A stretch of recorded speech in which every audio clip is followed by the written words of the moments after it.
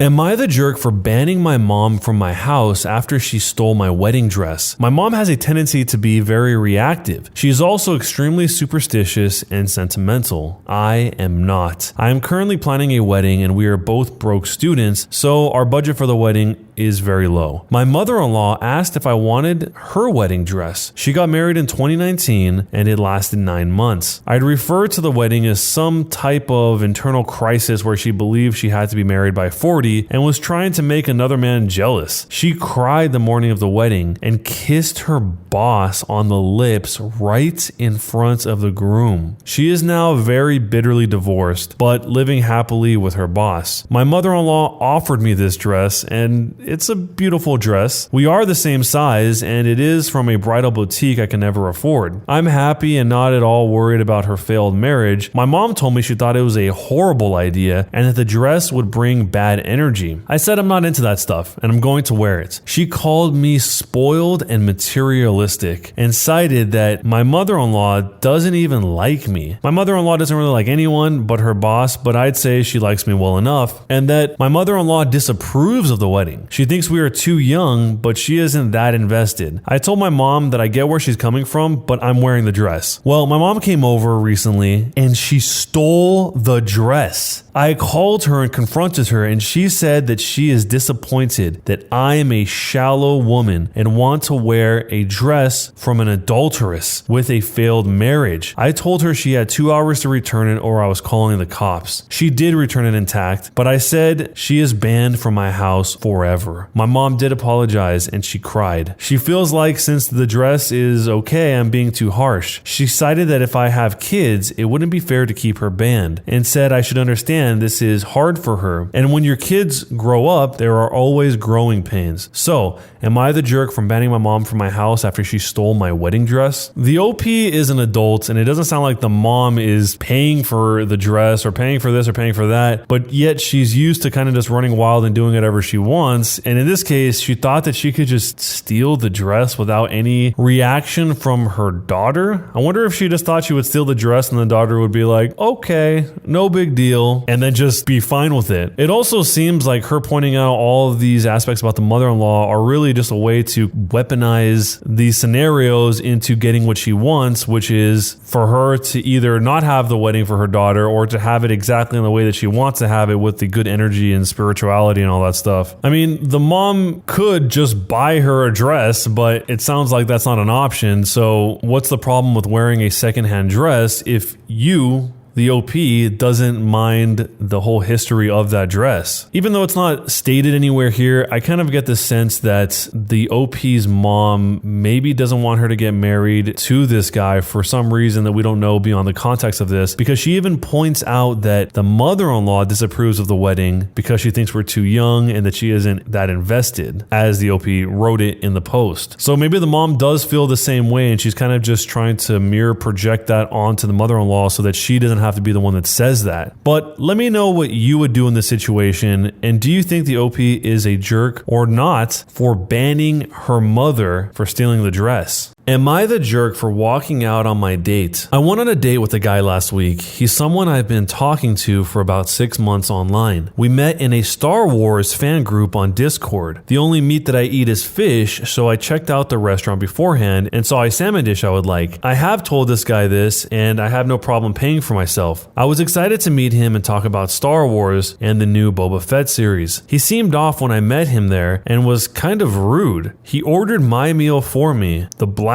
bean and lentil burger. Don't get me wrong, I love a good Impossible burger, but lentils make me ugh. I told him I wanted the salmon, and he said I could get the salmon next date. I can have the burgers now. At this red flag, I was like, nope. I went to the restroom, told my server I was leaving, and gave her a $10 cash tip. She said she canceled the meal and let me out the back door. About 20 minutes later, I got an angry text from him calling me a floozy and a coward. It got around my Star Wars group what I did, and most people feel like I should have handled it differently. I was feeling very uncomfortable. I'm probably going to leave this group for this reason. Most of them agreed with the man that I went on the date with. Some agreed with me, but now I can't even enjoy my group without feeling blamed. So am I the jerk for walking out on my date? This is kind of one of those don't eat where you work or whatever the expression is. But in this case, it's don't eat where you have a group that you really care about, because this is what might end up happening. If she was really worried about a lot of the backlash, maybe it could have been lessened if she just let him know straight up instead of what sounds like kind of snuck away, because I think the sneaking off probably had a lot more of a reaction in his retelling of the story than it would have if she just would have said, hey, I'm not feeling this, I just want to go. But with that said, this guy does not sound like a good guy. That is really weird. She already told him in advance that she wanted the salmon and that she didn't mind paying for herself, but he force ordered her into burgers and lentils. I mean, that is weird. Regardless if this was a date or not, it's weird to try and force somebody to eat what they don't want to eat. So I totally get her wanting to leave this date altogether. This guy just sounds extremely controlling, and if this is the very first date, you can only imagine where this is going to go from here. But let me know what you would do if you're in this situation, and jerk or not a jerk, and why. Am I the jerk for backing out of my dad's wedding because of a joke that he made?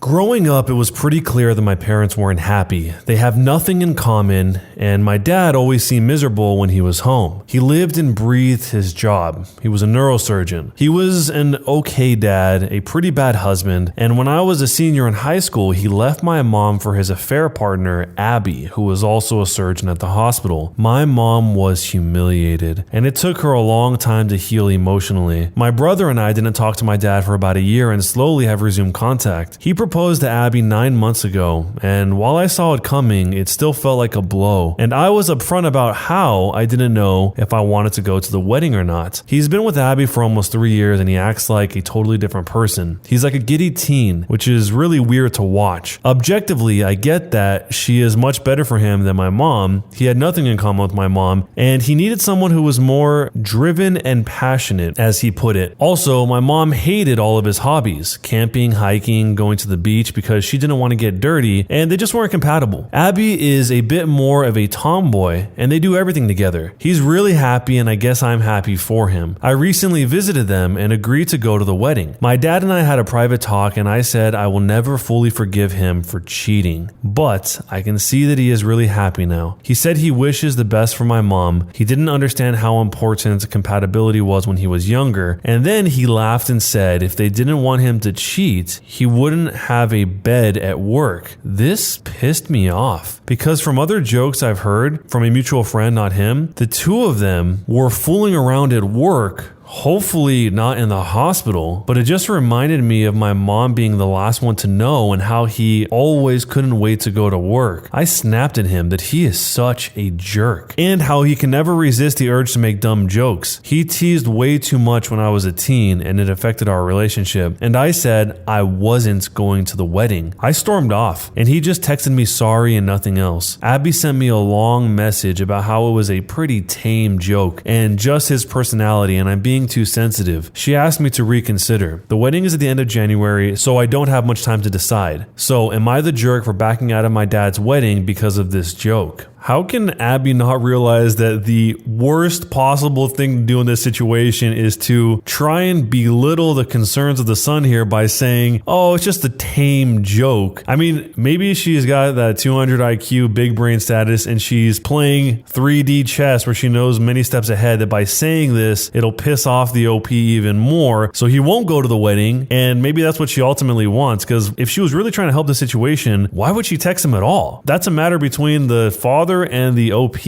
And if she absolutely had to text him, trying to reclassify how he interpreted the joke as just a pretty tame joke when this is obviously something that's very emotional to the OP is not the play here, if your goal is for him to actually go to the wedding. It sounds like the father just straight up doesn't understand, even after all this time, that his wife, his former wife, the OP's mom, was humiliated and devastated in a way that he just doesn't seem to understand. I mean, the OP is getting his one last piece out before he symbolically approves of this marriage, I guess you could say. He has to get out of his system, and somehow the dad doesn't know that it's a sore subject even after all this time, so much so to the point that he would say this thing about having a bed at the hospital. So bottom line, it just sounds like the dad's living in his own reality, and he's not really super concerned who he hurts in the process. whether it's his ex-wife or his kids. But maybe you have a totally different take on this. Let me know what you think, and what would you do if you were in this situation? Jerk or not a jerk, and why? Am I the jerk for not giving my younger siblings anything out of my inheritance? My dad suddenly passed away. I was close to him and his only child. After my parents divorced, my mom got married to a man who was a total jerk. He always bullied me for playing video games, and because I'm fat, I'm not going to sugarcoat it, I moved in with my dad at 10 years old. I'm now in college, and the money and house will come to me soon. My mom wants me to split it with my 2, soon to be 3, younger siblings. He wasn't their father, and their dad made my life a living hell. I was at my lowest point when living with him. I'm no longer close to any of them. My grandma keeps saying a little something won't hurt me financially, but I don't want any of them thinking they can ask me for money in the future, so I'm saying no. So, am I the jerk for not giving my younger siblings anything out of my inheritance? I thought going into this, it was maybe that they all had the same dad and that only he got the inheritance for some reason, because I feel like that would be an even more sticky situation. But in this case, even that not being the scenario, it's probably going to cause some resentment in the future or some